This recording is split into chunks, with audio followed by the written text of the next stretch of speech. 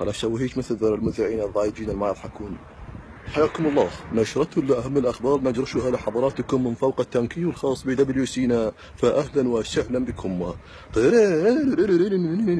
ارتفاع حاد في درجات الحرارة في العراق، الأمر الذي يؤزم العلاقات ما بين الدوش والمواطنين. 50 درجة مئوية، ماكو هيك حر. الباشا ما انصمتت بقدنا، بحيث هسه المواطن عندنا مشتي وجاهز بس تحميه وتاكله. البقى كنا بحيث ماكو هيك بق. البقايه من تجي تاكلني عبالك كلب، والله هذا دا يعضني، مو بقايه. البقى هسه فاتح باب فيه مفتوح بوجه المواطن، ينزل بكيفه، ينزل يسحب دم بالفراوله، دم بالنعناع، دم بالبقدونس، اي شيء متنا. طلع هذا الحار طلع عنا كل الزواحف والافاعي والحيايه كلهم طلع عنا، بحيث افوت غرفه الخطار القى 4 حيايه قاعدات ولا رجل على رجل على السبلت ويتفرج على MBC. اقول هن الله بالخير، تقول لي وخر من وجهي. لهالدرجه هاي ماكو، مو بيوت، صارت ناشونال جيوغرافيك، بحيث بيتنا بس عايزه هذا بناشونال جيوغرافيك اللي يحكي.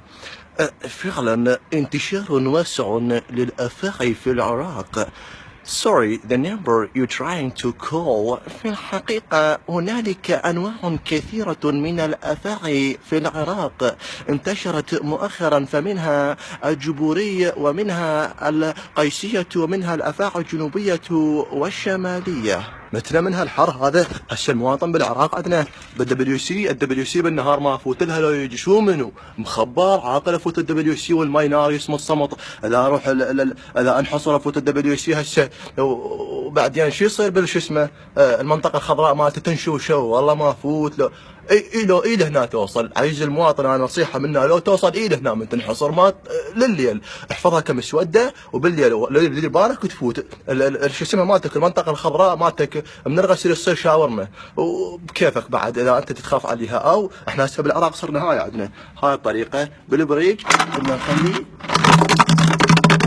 ثلوج،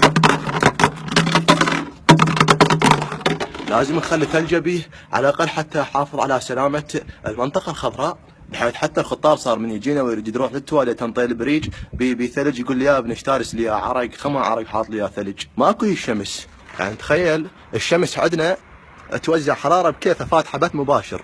بس بالعراق الشمس فاتحه بث مباشر، وبكل الدول ماكو، بس بالعراق عندنا فاتحه بث مباشر وتشوف فانزاتها. اوضاع امنيه ودوشيه وطشتيه صعبه، ومواطن يرفض اخذ الشاور في زمن الماء الفاير. نعم عزيزي المواطن، فهذه هي دقات شهر تموز الناقصه في العراق. كان معكم من بغداد مختار طالب لقناه لا وجود لها اصلا.